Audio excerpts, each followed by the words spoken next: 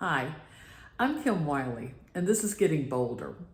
I'm starting this YouTube channel because in September I'm coming up on a major birthday, one of the ones that end in a 0, and this particular one starts with a 7, so yikes, attention must be paid.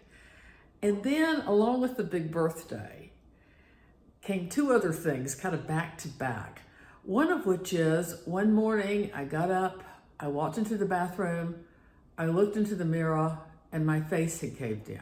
Just boom, overnight, like that.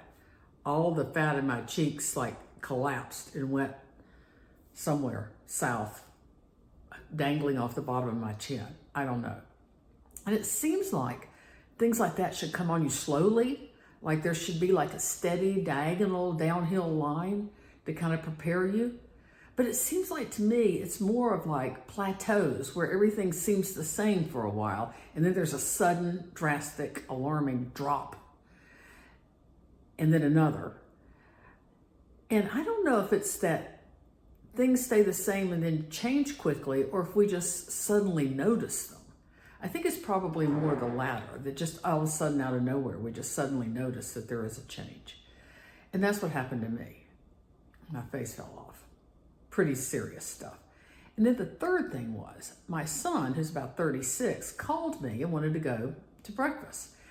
And that wasn't unusual, but he was kind of persistent, unusually persistent. And I thought, wow, he really wants to talk to me about something. You know, he must have a problem. He must need mom's help in solving a problem. No, his problem was mom, as it turns out. He and his older sister, my daughter Lee, had apparently had a conversation about me.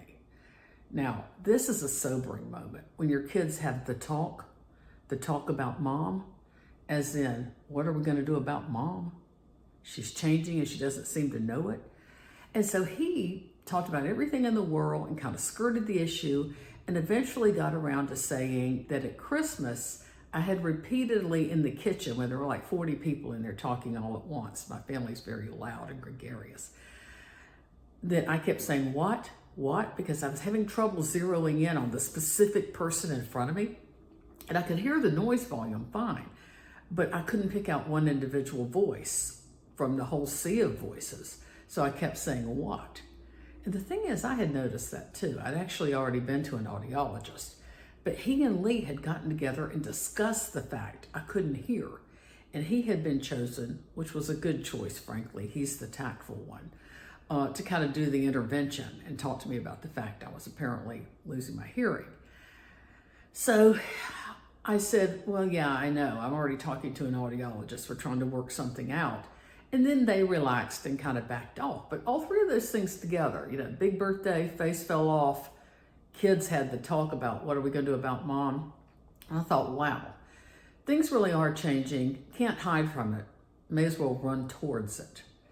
And so that's when I made the decision to just really embrace 70, to really just kind of run as far as I could towards the mouth of the beast and see what it was like if you took it head on, if you claimed the word old before the word old could claim you, but you redefined old.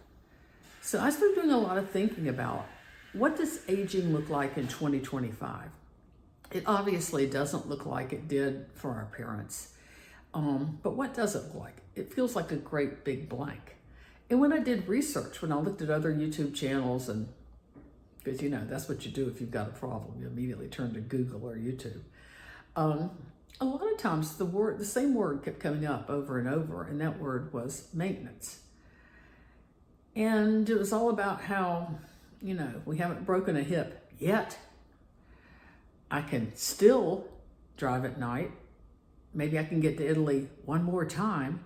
But the language was always kind of like there was this sense of impending doom, kind of like looming decrepitude, and maybe yet and still. And, you know, we're hanging in there today. And I started thinking, okay, yeah, that's true. You do have to maintain. Maintenance is a big thing. I mean, I get up every morning and spend all day long trying to maintain something. My blood pressure, or my lean body mass, or my vitamin saturation, especially D. I keep seeming to be losing that the same way I'm losing my face. my bank account. You know, getting older is about maintenance. Let's face it, that's part of the game. But it seems like there's got to be more to life than maintenance. There's got to be a way that we're still growing, that we still have purpose, that there's still intention. We're still having new experiences. And I want more than treading water. I want to feel like I'm actually getting better. I want to feel like I'm actually growing. I don't want to feel like I can do certain things one more time. I want to feel like I can do new things that I've never done before at all. And so when I say the best is yet to come, I kind of mean that. And my intention is to run Thelma and Louise style, right off the cliff of 70. And I hope you guys will come with me.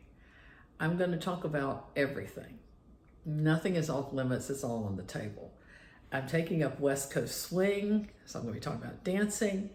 I volunteer to walk rescue dogs at the animal control. We're talking about the magic of rescue dogs. I've got this great hack. Oh my God, this is the best hack ever.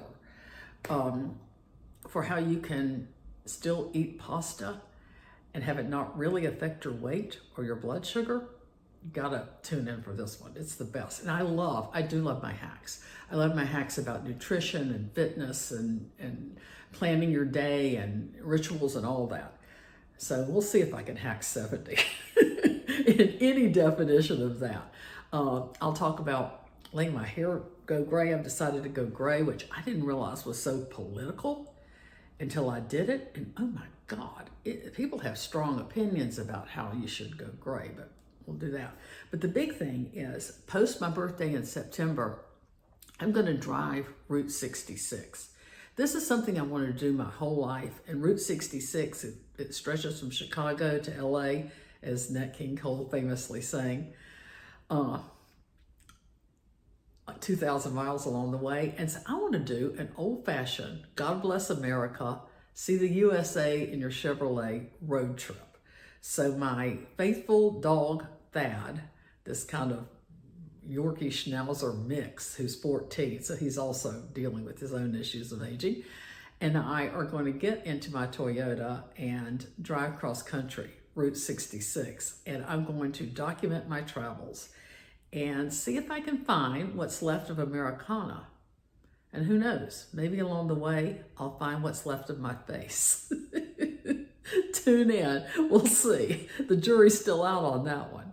But I'm Kim Wiley, and this is Getting Bolder. So please subscribe.